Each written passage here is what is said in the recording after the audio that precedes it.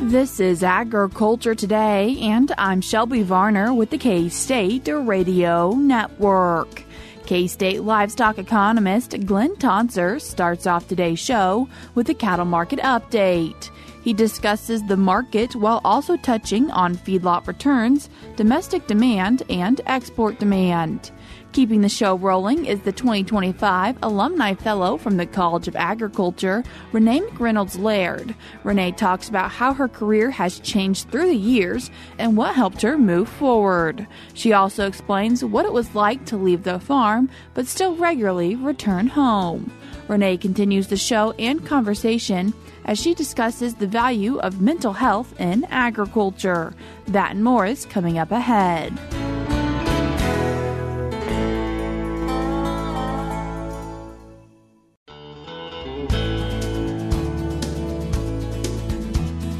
You're tuned in to Agriculture Today, and we start our Monday show with a cattle market update from K-State livestock economist Glynn Tonsor. Glynn, thanks for joining us today. My pleasure, and good morning, Shelby. Glynn, what did we see in the cash cattle market last week?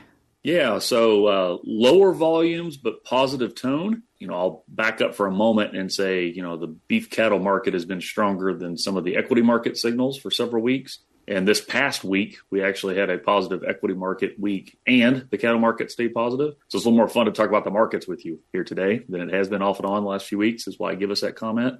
But AMS called the fed cattle market 5 area. They noted low volume being reported through Friday, but steady to $3 higher, depending on exactly what part of it I would call out. But I think that's good, actually, because we've had some notable rises. 210 to 213 are the numbers that were pretty common, depending on which state we'd call out last week. AMS called the Pratt feeder cattle market mixed. I made a few notes here. There's a couple lots that were down $3. A couple are up $5.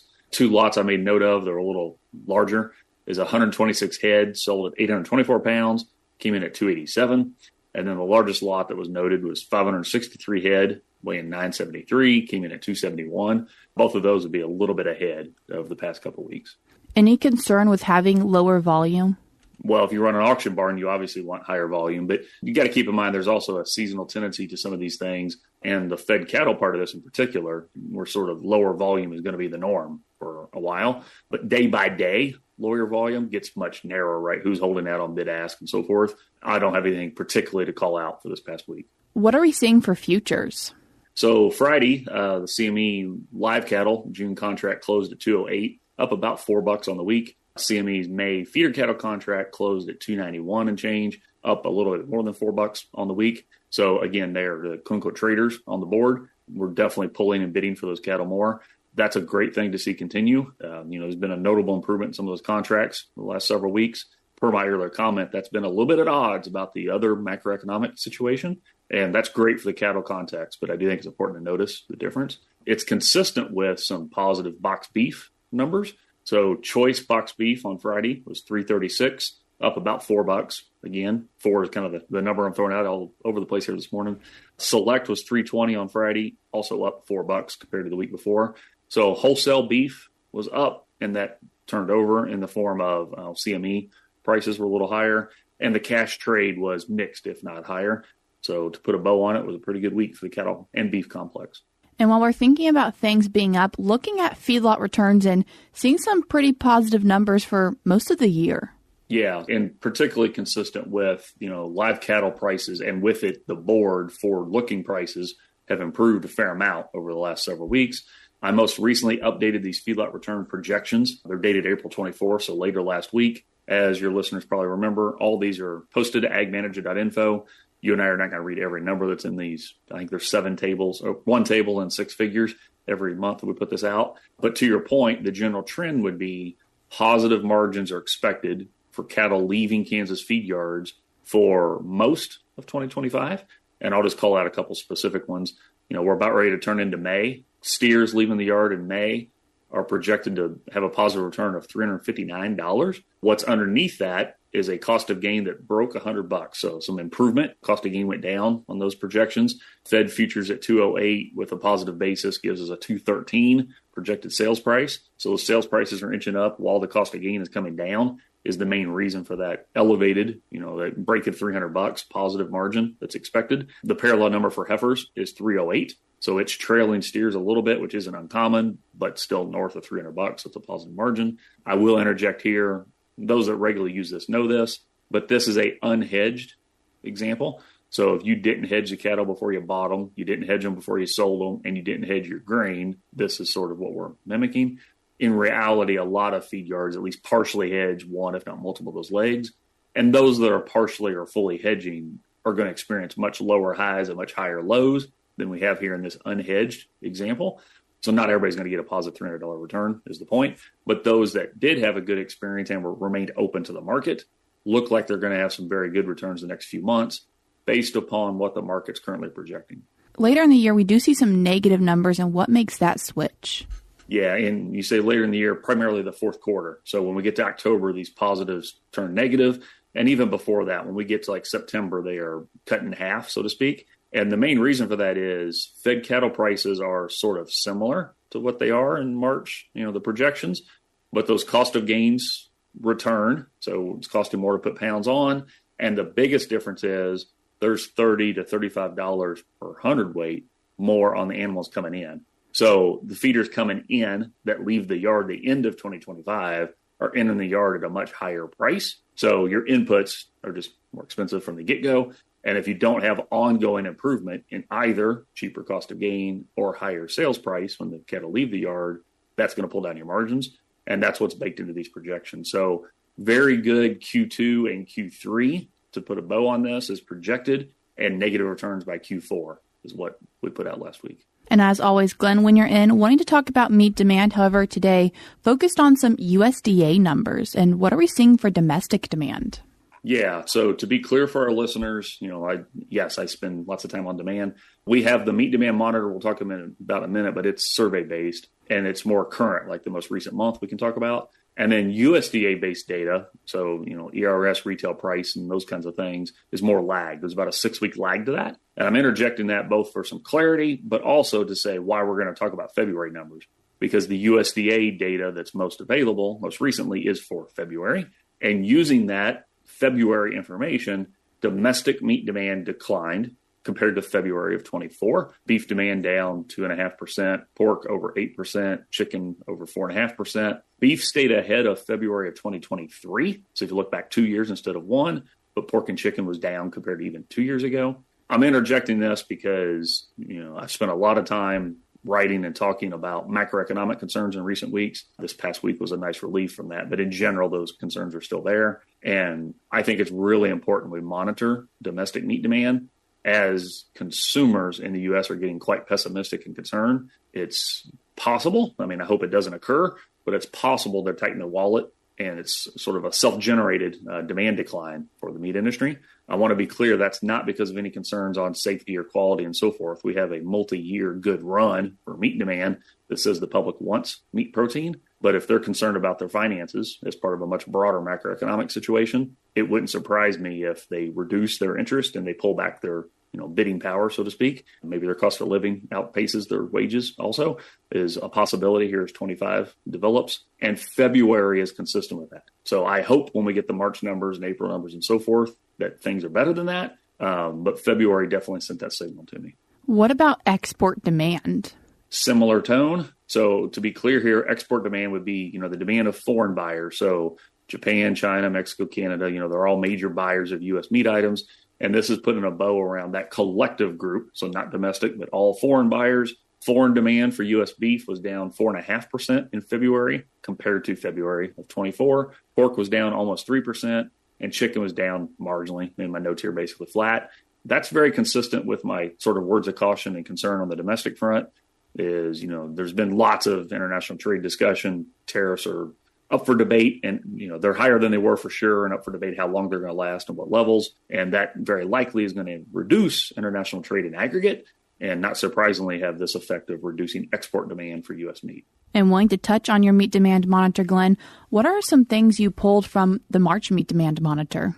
Yeah, so, we summarize it every month. I actually want to do a call out to a special report with Justin Bina Some of our listeners might remember Justin's a fellow Kansan, got his PhD here. He's been on this segment a few times and narrowly done a lot of work in the meat demand monitor space with me. And here, a special report we put out for the first quarter of 2025 was focused in on this financial sentiment aspect, how people think about their finances. Are they better, the same, or worse than the year before?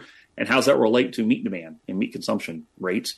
And sidebar, the consumption and demand are not the same number. Consumption is just frequency and how much you had. Demand accounts for what you're willing to pay. So there's no price component just in prior day meals. But anyways, we document that at length. I'm doing a call out there because I think it's very important to monitor that. Everybody's picking up on my tone here. The widely cited University of Michigan Consumer Sentiment Index had a very concerning read in the middle of April. Consumer expectations on inflation have spiked. Their expectations for unemployment have spiked. Their overall pessimism has spiked. And I'm not trying to be painful here. I'm just being clear. We see the same thing in the sentiment measures that we keep in the MDM that are built following that University of Michigan exercise. And most importantly, we find meat consumption and demand grows if you're optimistic on your finances, which is not surprising, but it also declines pretty starkly if you're concerned. So if, in fact, as 2025 continues, the U.S. public is pessimistic per these indices I'm talking about, I would anticipate that being consistent with a reduction in domestic, and by the way, foreign demand as well. And that's not what we track in the MDM. That's why I'm concerned about it and talk about it a lot. And Justin and I break that down for the first quarter. So call out to that if you want to read more about that, because you see a lot about that in the general news. The Meat Demand Monitor is supported by the Beef and Pork Checkoff based here at K-State. Everything we put out is fully available. So go to AgManager.info and or email or Google me, and I'll get that and other related resources to you. Glynn, I appreciate you taking the time to join us today. Thanks for having me on, Shelby. That was K-State livestock economist Glynn Tonsor. We're cutting to a short break now, but we'll be right back.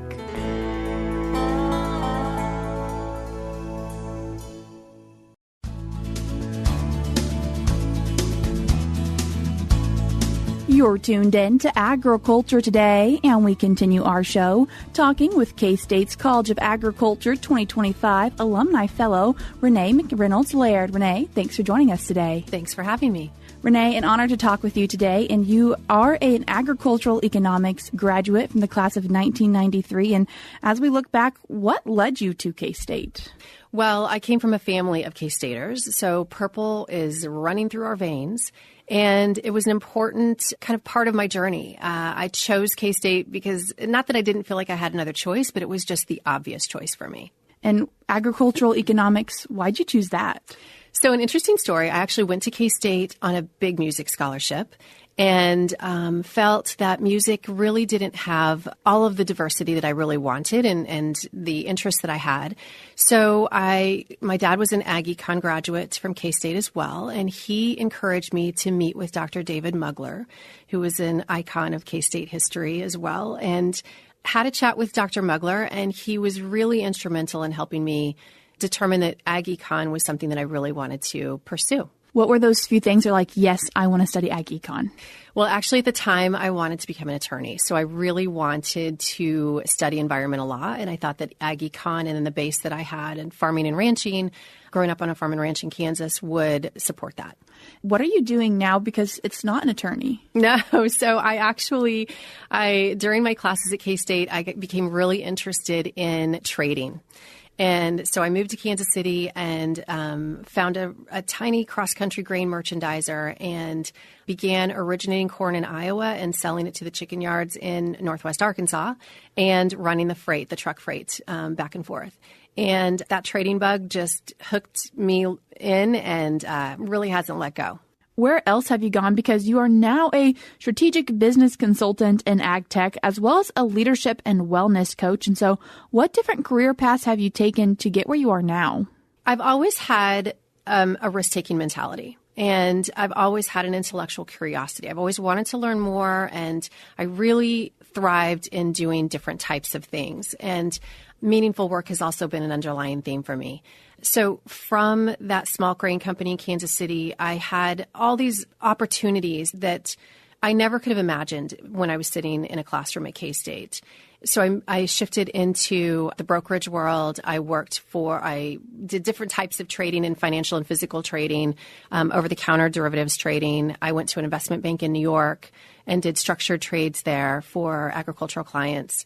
I went to a hedge fund, a commodities-only hedge fund, and managed and was CEO of that for a while, and then back into brokerage, and then in ag tech.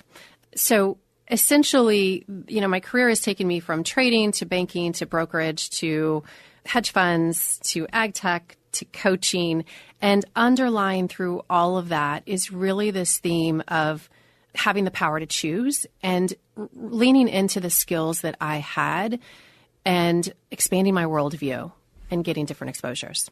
What have been really important then for when you've made little shifts in your career and maybe changed the direction you were going down originally? I just think that openness that I had and that curiosity, one of the most important things that I learned, as a farm girl and then certainly when I was at K-State is the value of networking. Networking and connections are really, really important. And I prided myself in making authentic, meaningful relationships with people. And so it became easy for me to reach out to different people.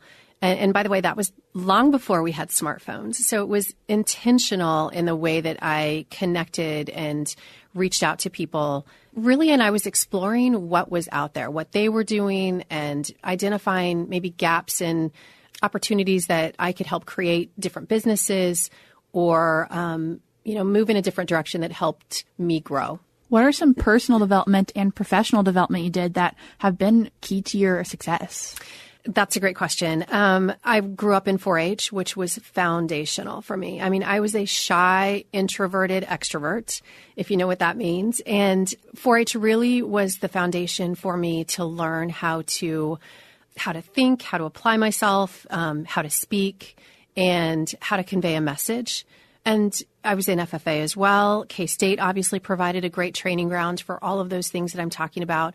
And then throughout my career, I've also pursued different leadership programs. So I was in the Kansas Ag and Rural Leadership Program, which I cannot speak highly enough about. It's such a great program, a 2-year intensive study program that creates opportunities for producers in ag and industry professionals to expand their horizons, refine their skills, and really, be out in community to support and grow rural America.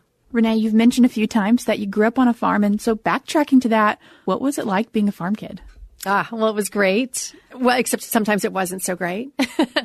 It was a lot of hard work. I mean, one of the things when you ask about kind of my career path that I think of when I reflect back to my farm life is one of the things that it created and drove home for me is creative problem solving.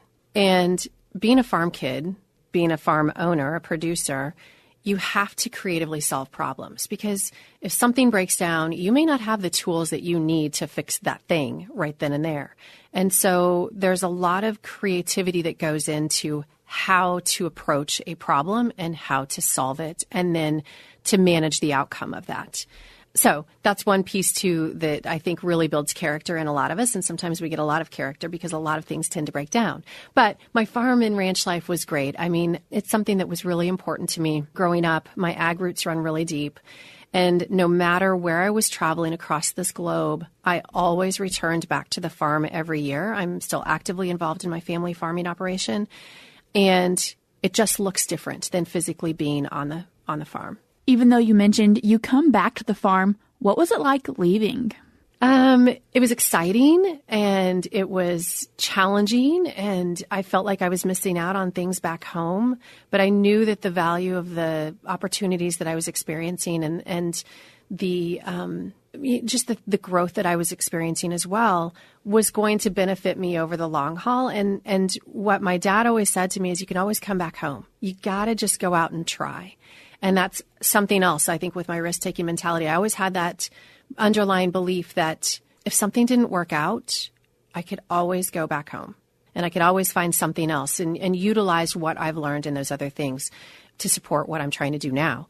And so returning to the farm is always really special for me. I mean, when I come back home, it's a family event to come back home for wheat harvest. And in my 53 years of life, I've only missed 2 wheat harvests. And it was because I was overseas and traveling when I lived in New York and couldn't be back home. But otherwise, I've made a very specific point and created a legacy with my children in being back home and celebrating those times together. We work hard and we play hard together as a family. What's your recommendation for maybe a parent who's listening right now and has a kid who's planning to go off to college and maybe wanting to encourage them to spread their wings and try out different things? I let them. That's what I would say. My dad was really instrumental in that and really pushing me to do more and get outside my comfort zone and really lean into that discomfort. And it worked. And there was a time in my life that when I was leaving Chicago that I called my dad and I was just like, Dad, I think I want to come back home. Like, I just want to come back to the farm. And, I'll never forget his words. He said, I would love you to come back, but the truth of the matter is your value is better off the farm than it is on. And he meant that not only from a financial standpoint, because when I had extra money, I made investments in farmland. I bought equipment. It was, people in the areas that I worked in, they would go to Europe, they would buy a boat, they would do things like that. And I invested in farmland. And that was kind of a sting for me when he was like, I think your value is better off the farm.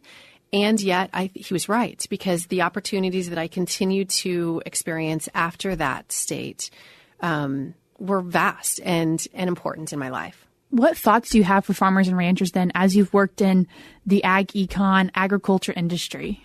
Well, it's a tough time right now and there's a lot of uncertainty. But the truth of the matter is in ag, there's always uncertainty because of the factors of weather and so many other things that impact and that farmers and ranchers can't control.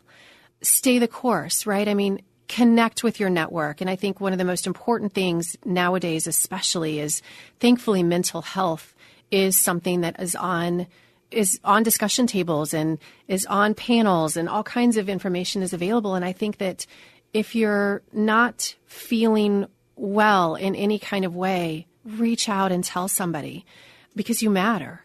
And your work in this lifetime matters. And so that's something that's really, really important to me too, is like things can get really hard. Lean into the community that we have. And, in farming communities, it can be a beautiful thing, and there can also be some challenges in that.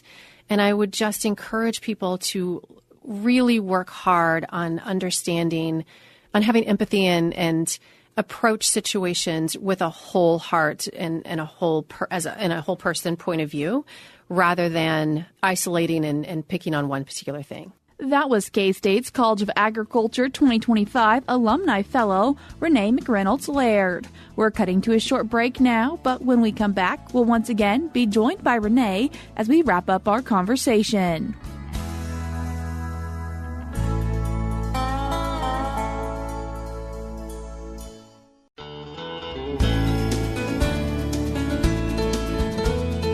You're tuned back into Agriculture Today, and we continue our show with K-State's College of Agriculture 2025 Alumni Fellow, Renée McReynolds Laird. Renée, in the last segment, you brought up mental health, and as a leadership and wellness coach, what do you really have to say to farmers and ranchers who are maybe wanting to be leaders in the industry, but also take care of their health? Yeah, I really like to think about the whole person approach, right? I don't believe that you can isolate one thing from the other. And what I find is there is a common thread of an underlying belief, a story that we make up about ourselves that transfers from our work life to our personal life. And recognizing those stories and those underlying beliefs can help us shift our perspectives and create a different mindset. And so recognizing that work is important, but being healthy and well in mind, body, and spirit is also equally important. And each person has to find their own balance within that. And that's something that I haven't done well in my life, because as a farm girl, I was taught to work hard. And that can come at some pretty big sacrifices. And I've had to, I talk about saying, I've said yes until I've had to say no. And there were times in my life, and especially recently, where I've had to say no to a big career because I was saying yes to myself, to my relationships, to my children, and to being present, to have time and energy in my own life, doing the things that I love and being close to those that I hold dear. Renee, as you look forward in agriculture, what makes you excited? Gosh, there's so much opportunity on the horizon. There is, I'm consulting in ag tech right now, and there's so much innovation and excitement around what can be created for efficiencies, for improving revenue across the entire supply chain. Obviously, I'm always for returning more money into the hands of the farmer and rancher. And I would ask that there is an openness to what technology can bring. Don't be scared of it. If you're not familiar with it, ask questions. And I'm consulting for an ag tech company right now called Hitchpin, based out of Manhattan, and it's created an online ag marketplace and an instant invoicing and payment capability. And the team is, first of all, a really smart, exceptional team. But beyond that, they really want to help people in agriculture, and they're all literally in agriculture. And that matters. Renee, I appreciate you taking the time to join us today. Thank you so much.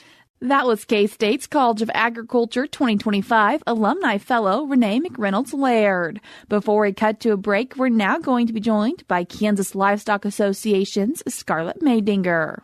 The course will blend hands-on land and grazing management techniques with practical business strategies, offering education and guidance to help Flint Hills ranchers implement an adaptive grazing management plan.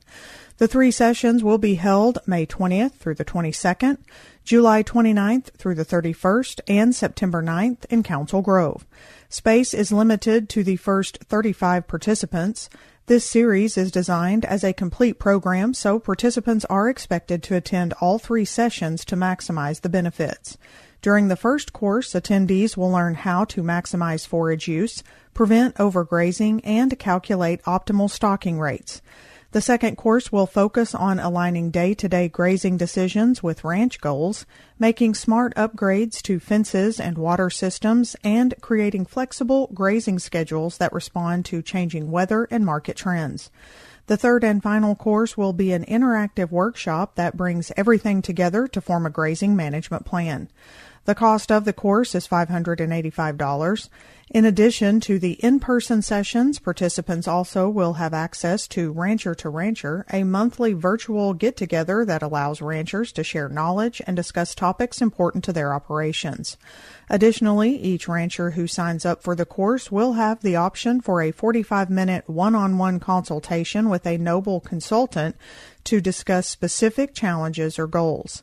Exclusive tools and resources also will be provided. For more information or to register for the course, go to noble.org.